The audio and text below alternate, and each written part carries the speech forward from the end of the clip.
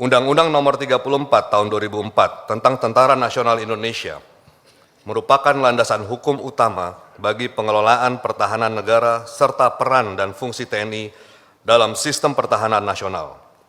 Bahwa Tentara Nasional Indonesia dibangun dan dikembangkan secara profesional, mengacu pada nilai dan prinsip demokrasi, supremasi sipil, dan tentunya hak asasi manusia, dengan tetap pengawasan dilakukan oleh DPR RI sesuai dengan kewenangan yang ada. Perubahan Undang-Undang TNI meliputi hal-hal sebagai berikut.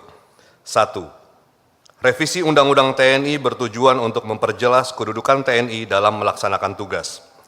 Revisi Undang-Undang TNI bertujuan untuk memberikan penegasan dan kejelasan terkait kedudukan TNI dalam menjalankan tugasnya sebagai alat pertahanan negara. Dengan memperjelas kedudukan TNI, diharapkan peran dan fungsi TNI dapat berjalan secara efektif, berlandaskan pada prinsip profesionalisme, supremasi sipil, dan demokrasi yang mengedepankan kepentingan nasional. Selain itu, dalam menjalankan tugasnya sebagai alat pertahanan negara, perlunya menyesuaikan dengan perkembangan zaman dan kebutuhan bernegara. Seiring dengan tujuan membangun TNI yang kuat dan mampu membantu negara dalam menjaga keutuhan NKRI, perlu dilakukan penyesuaian terhadap tugas dan peran TNI. Dengan demikian, TNI tidak hanya berperan dalam pertahanan fisik, tetapi juga dalam menyesuaikan diri dengan dinamika zaman dan kebutuhan negara. 2. Penempatan prajurit aktif TNI pada beberapa kementerian lembaga. Sejatinya, telah diatur dan diakomodir sejak diundangkannya Undang-Undang TNI pada tahun 2004. Oleh sebab itu, penempatan prajurit TNI aktif pada kementerian lembaga lain bukan merupakan hal yang baru. Ditambah semangat atas revisi Undang-Undang TNI telah terangkum dalam Prolegnas DPR RI periode sebelumnya. Maka bentuk revisi Undang-Undang TNI saat ini merupakan mekanisme carryover untuk menjamin keberlanjutan proses pembahasan suatu rancangan undang-undang demi kepastian hukum. 3. Penyesuaian masa bakti dan usia pensiun TNI dalam konteks modernisasi. Lebih lanjut, revisi ini mempertimbangkan aspek perkembangan usia prajurit dan keseimbangan antara kebutuhan organisasi dengan kepentingan individu prajurit.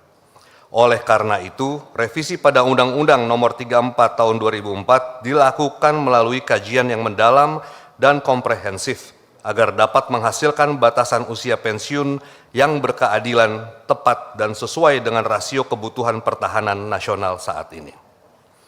Adanya kebutuhan hukum serta fakta mengenai batasan usia masa dinas prajurit TNI dikaitkan dengan adanya jurisprudensi hukum, yakni putusan Mahkamah Konstitusi nomor 62/PUU-12 dan putusan Mahkamah Konstitusi nomor 6/PUU-16 di mana jurisprudensi tersebut pada pokoknya dijelaskan bahwa ketentuan mengenai batasan usia suatu jabatan merupakan kebijakan hukum terbuka atau open legal policy dari para pembentuk undang-undang.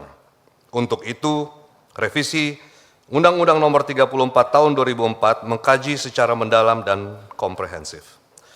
Saudara pimpinan dan anggota Komisi 1 DPR RI, serta hadirin yang berbahagia, fraksi Partai Gerindra mendukung revisi Undang-Undang TNI karena adanya kebutuhan hukum yang nyata dalam penyelenggaraan pemerintah, serta dalam rangka pengabdian kepada bangsa dan negara.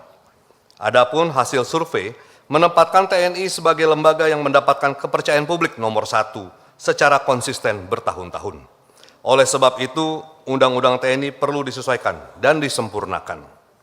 Berdasarkan pandangan di atas, kami, fraksi Partai Gerindra DPR RI, menyatakan menyetujui pengesahan, persetujuan penyusunan rancangan undang-undang tentang revisi atas Undang-Undang Nomor 34 Tahun 2004 tentang Tentara Nasional Indonesia untuk dapat dibicarakan ke tingkat selanjutnya sebagai RUU usul inisiatif DPR RI.